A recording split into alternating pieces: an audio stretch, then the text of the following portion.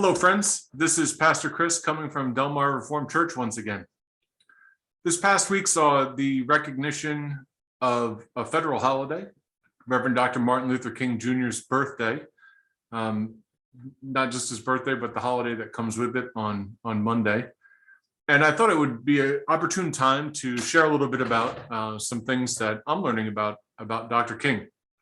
Recently, our Focus Churches, which is our collaboration with 5 other churches in the city of Albany and the Del Mar Reformed Church, have undergone a book study. So we're in the middle of that right now. And the 6 churches are joining together, being led in a study on this book, Stride Toward Freedom, the Montgomery Story. So this is the first memoir that King wrote, and it has to do with the Montgomery Bus Boycott, 1955-56, one of the first big kind of public acts of ministry he was involved in. Now, Dr. King graduated from school at a young age, and he ended up getting a doctorate, and he completed his studies around 1954. And he had a decision to make whether to be called. He had some offers in northern churches in Boston and in New York, and he decided rather to head down to Montgomery, Alabama, to begin his time in service down there. So he's down on the scene only for about a year when all of this happens in December of 1955, precipitated by many years of certain practices, but of certain arrests as well of some different people down in Montgomery, among them Rosa Parks. And so the book details a lot about the boycott. I'm about halfway through it and in our study right now as I record this.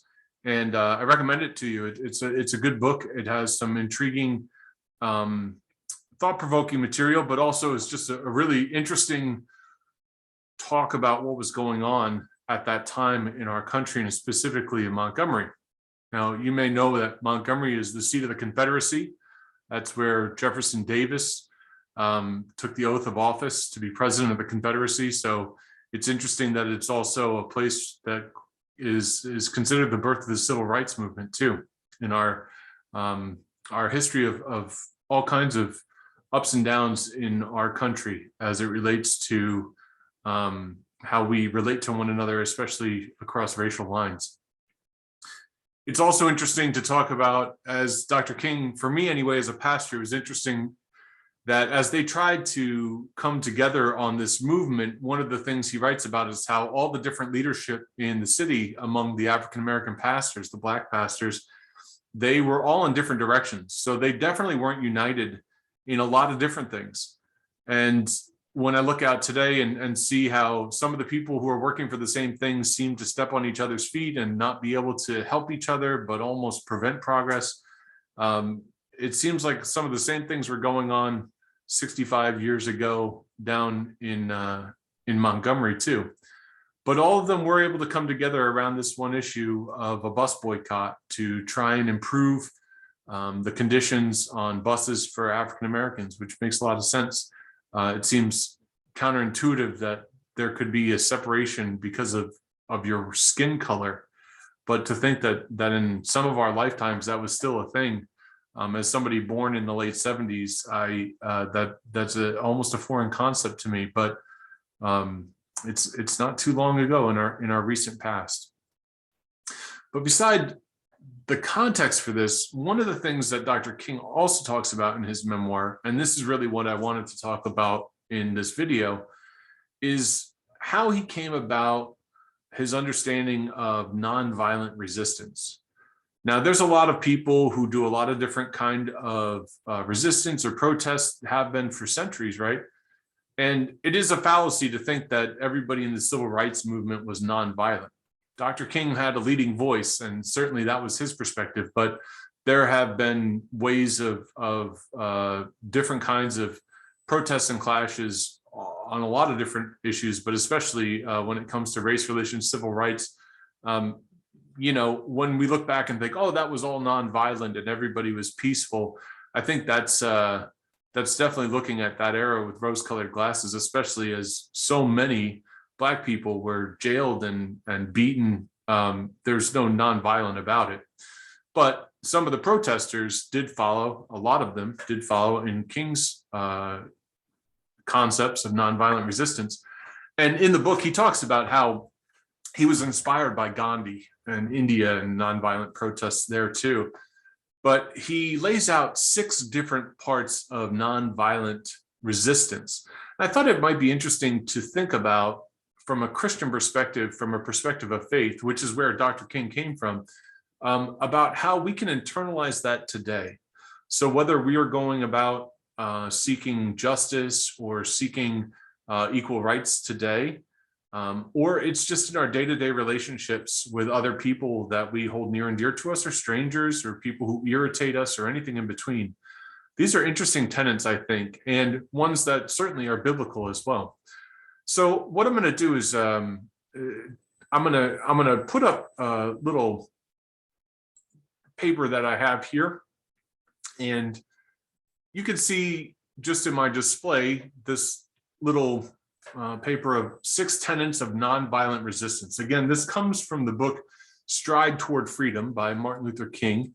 And it comes from specifically those pages 90 to 95, if you happen to have a copy of the book and want to take a look at it. And I want to read through them in general, summarize them, and then I want to come to a couple points about 2 in particular. King says, first, it must be emphasized that nonviolent resistance is not a method for cowards. It does resist. In other words, nonviolent resistance doesn't mean you just ignore things or that you shy away from them. It's active resistance, just in a nonviolent manner. Nonviolence, number 2, does not seek to defeat or humiliate the opponent, but to win his friendship and understanding. The ultimate goal of nonviolent resistance is not to dominate, but to come to a mutual understanding, a place of that, and equal treatment. A third characteristic of this method, King writes, is the attack is directed against forces of evil than against the persons who happen to be doing the evil. So those who are protesting nonviolent resistance are always protesting the evil that's being done and trying to bring justice about, not necessarily and specifically not protesting against specific people, but systems or actions. So that directs back to number 2 as well. A fourth point that characterizes nonviolent resistance is a willingness to accept suffering without retaliation, to accept blows from the opponent without striking back. Now, this is a tough one, but it is biblical. Jesus writes in the Sermon on the Mount, well, Jesus didn't write it, he spoke it, chapter 5 of Matthew, in verse 38 through 42. I'm just going to read this passage because it definitely applies here. You've heard it said that it was said, an eye for an eye and a tooth for a tooth. But I say to you, do not resist an evildoer. But if anyone strikes you on the right cheek, turn the other also. Turn the other cheek. This is where that comes from. But anyone wants to sue you and take your coat, give your cloak as well. This is your property. Jesus is saying, if they're suing you for property, give them all of it. And if anybody forces you to go 1 mile, go the second also. This is a reference to Roman conscription. They could conscript you and force you to walk a mile and haul things a mile. Jesus is saying, go a 2nd mile also. Give to everyone who begs from you and do not refuse anyone who wants to borrow from you. So Jesus outlines a way to go an extra mile, the idea to turn the other cheek. That passage has been misused to tolerate violence and to tell people to continue in violent relationships, for example. That's not what Jesus is saying. That's not what King is saying. It's not that you continue in those relationships. It's that you accept violence without striking back. When you tolerate this, you don't tolerate it, you resist against it. So active resistance, nonviolent resistance can be done even if violence is perpetrated to you. Again, all going back to because you're protesting the root of the problem, not the person in particular.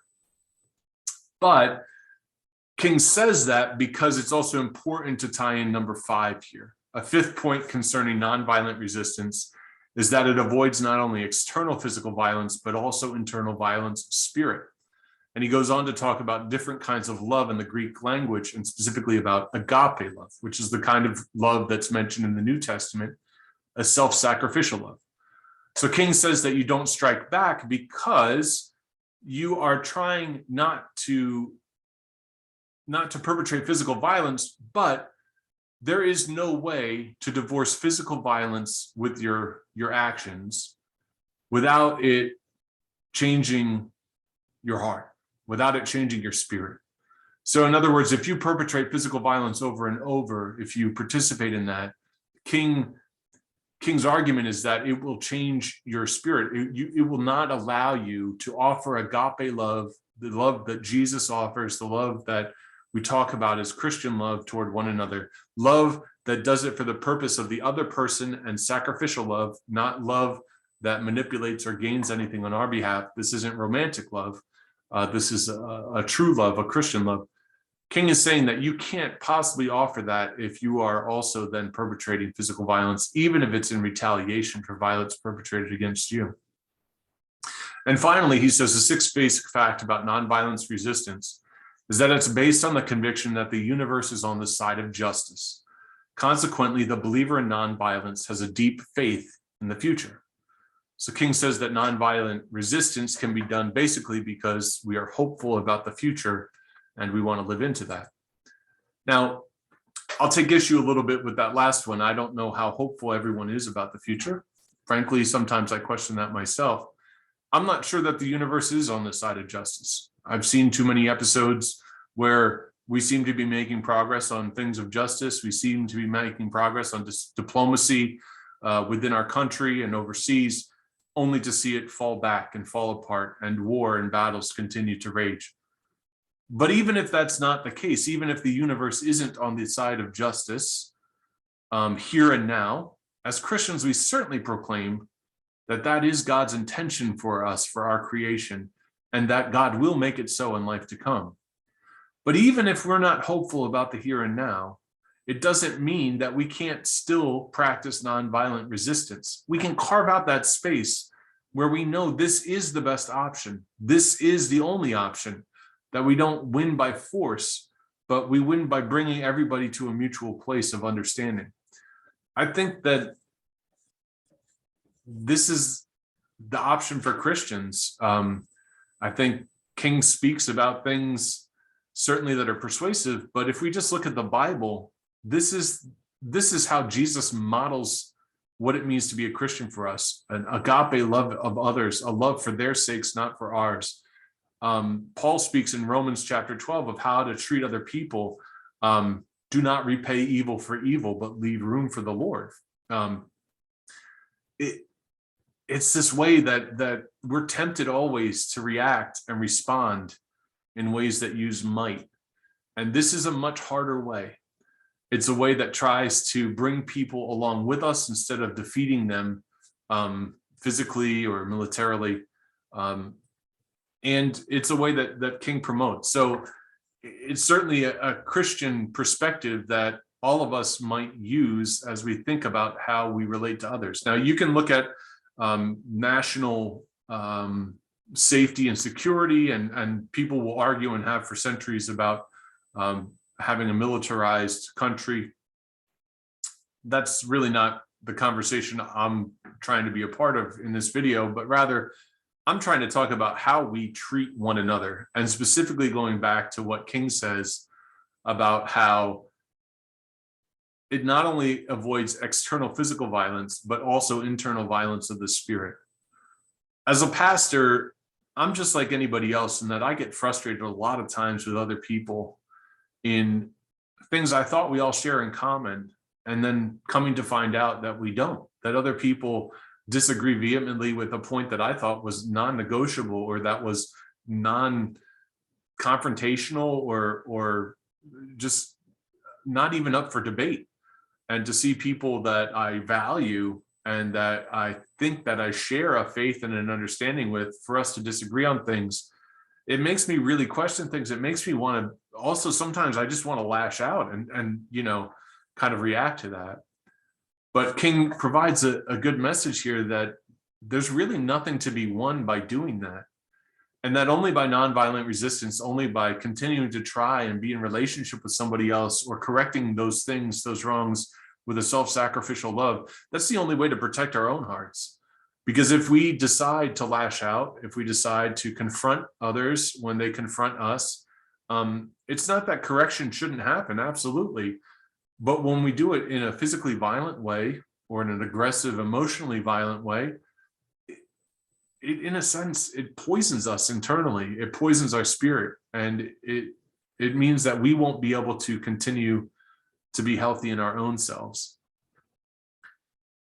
All to say that, again, I think this book from Dr. King is a pretty great read about a period in history in our country, but it also has a lot to tell us about how to be Christian today, I think.